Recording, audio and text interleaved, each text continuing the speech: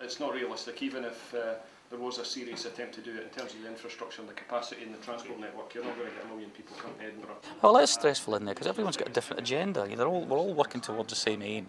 We're all saying, yeah, we should stand up, be counted, this is the right thing to do. And the council are behind it, they want it, but they're just petrified of this million number that Bob said.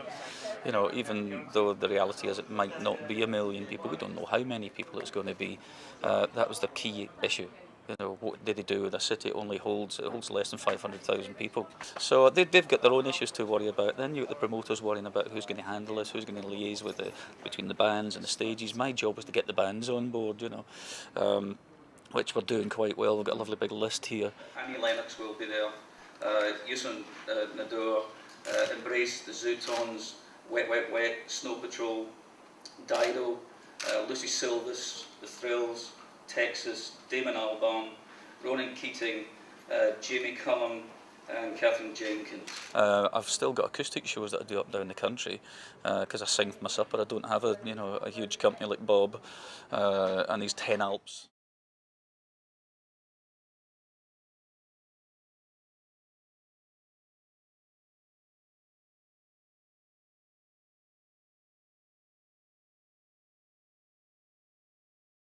Henrik Larsson, we know how Henrik will play. Henrik knows us inside out. So there's nobody better to divulge information to Barcelona than Henrik Larsson. And we also played them twice last season when he was in our team.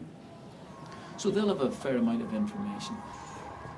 He's a fantastic player, fantastic person. And it shows that he had a wonderful time here in Glasgow with Celtic. And the people love him. And his companions, they loved him. And why? Because he was a great professional and a great person in the dressing room. So what do you want more? They should win the game. But there's loads of matches every single day played all around the world football that some teams should win a game. Do I think we can win the game? Absolutely. Absolutely.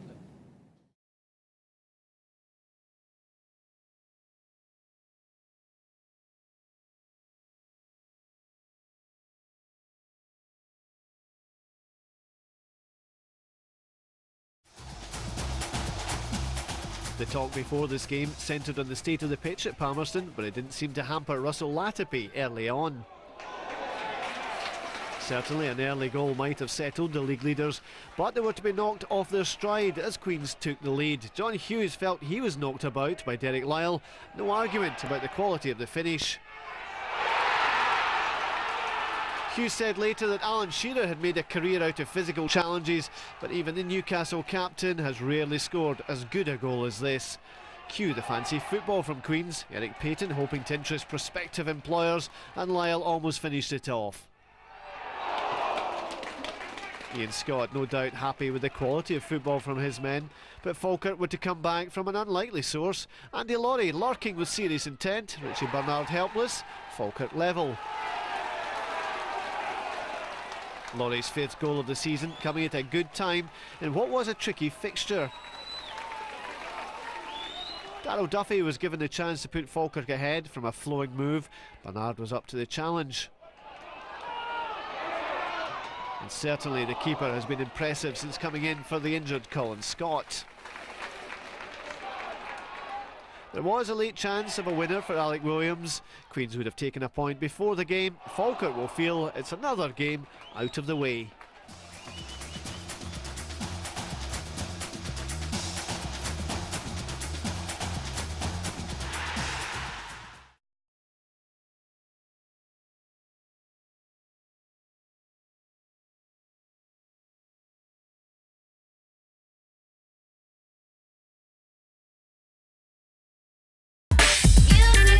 Since the mists of time, Dornoch has been invaded by the Vikings, Normans, by the English of course, and by feuding Scottish clansmen.